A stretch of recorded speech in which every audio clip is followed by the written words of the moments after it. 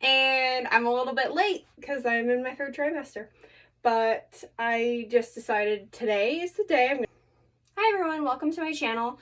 My name is Betsy and I am going to be documenting my pregnancy from start to finish.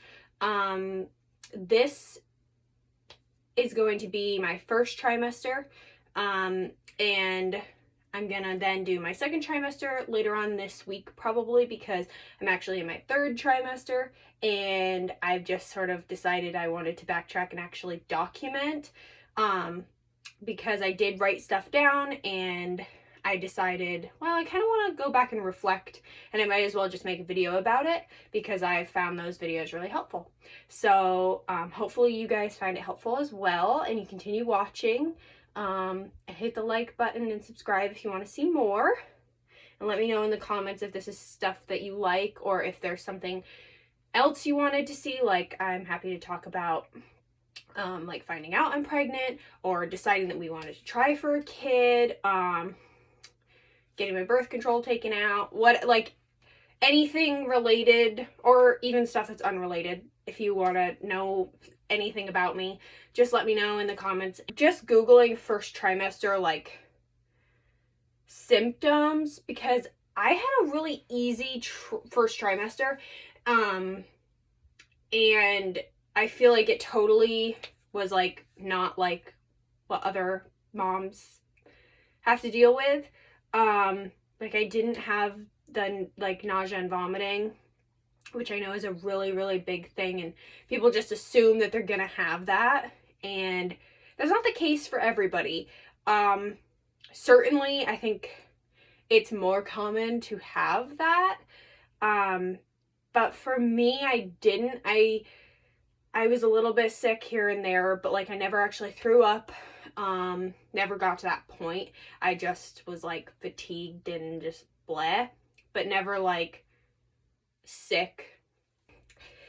Tender, swollen breasts, hormonal changes and things can make your breasts sensitive or sore, whatever. Nausea with or without vomiting.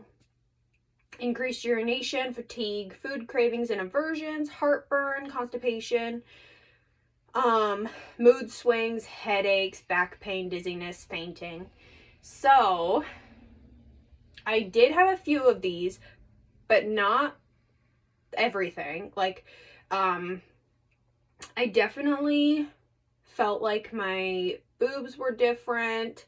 Like I said, I felt a little bit like bleh, but I wouldn't say I was nauseous. And this was from like maybe week 5 to week like 8. I just like was really tired and I had no motivation to literally do anything. But I did continue doing everything that I normally do. And I do recommend that if you're pregnant and you're kind of just feeling like, ugh, I don't want to do anything today. Make yourself do at least some of the normal daily tasks that you do. Like, if you work out, go do that. I personally ride horses, and I was very upfront with my midwife about that right from the start. And she said, well, since you ride and you ride competitively, don't worry about stopping. Stop when you don't feel like riding anymore, or you're not comfortable riding anymore, like physically. And I'm 30 weeks now, and I rode a horse yesterday. So, like, it's different for everyone. I have definitely toned down the amount of exercise, and I don't do a lot of the stuff that I used to do because my sport is extremely dangerous, and so, you know, I've had to limit myself. But I'm still doing, you know, the basics, just getting on the horse, walking, trotting, cantering, and I'm okay doing that stuff. So there's no reason why you can't keep doing basically whatever you're already doing, as long as it's not affecting your pregnancy, health-wise or anything. So I definitely recommend taking care of yourself just like you used to. Of course, you need to be a little bit more aware of your body and your surroundings and sort of your daily activities. But you really don't have to like change or stop doing stuff. And I think that's something people don't realize, but definitely talk to your midwife or OB. We have a midwife, so I'll probably say that.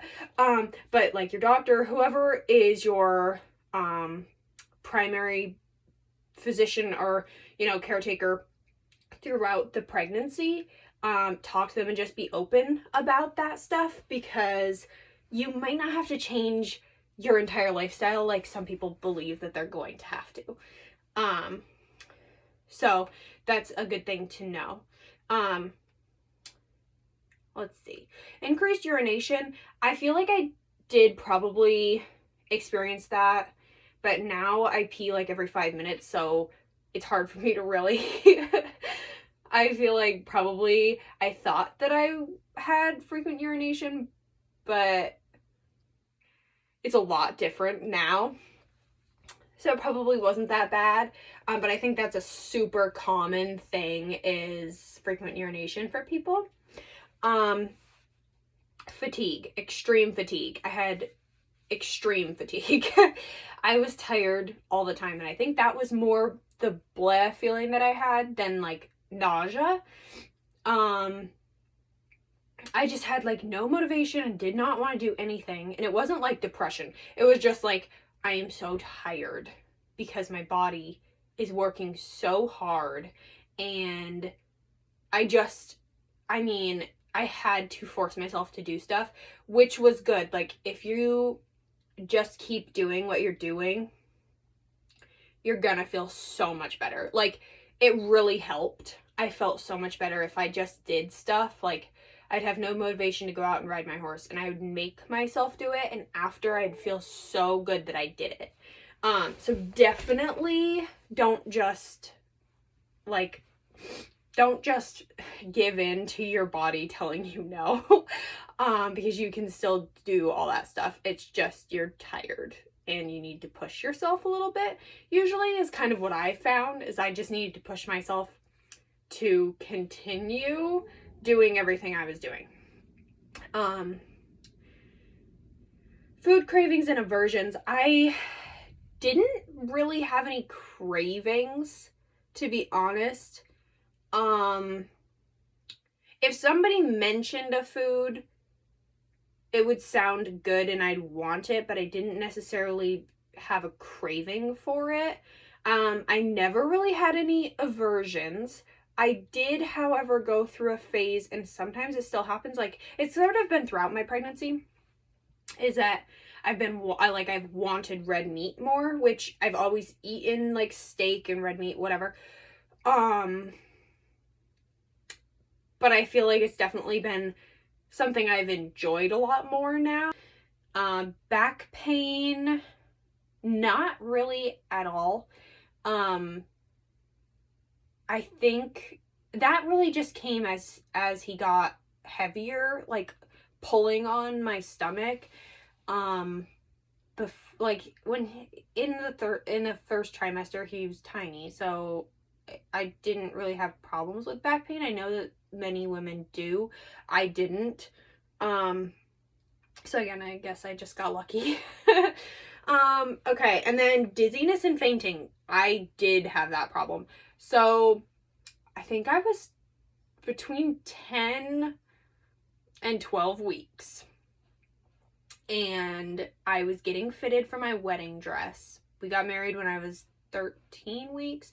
And that was not like a planned, like, we have to get married now because I'm pregnant.